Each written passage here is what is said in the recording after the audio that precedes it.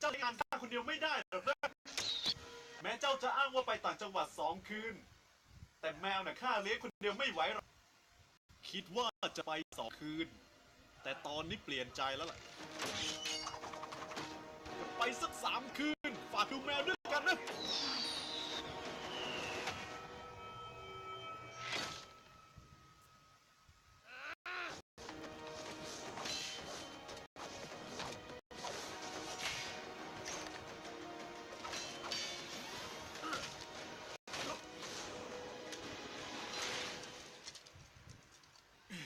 เจ้าคิดว่าจะจ้างข้าเช็ดขี้แมวในราคา500 เยนอย่างงั้นเหรอ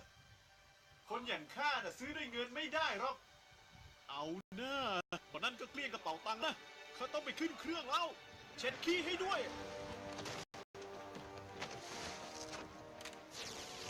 อยู่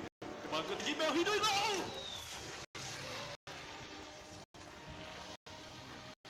เก่งจริงมึงเจ๊งคนเดียวเนี่ย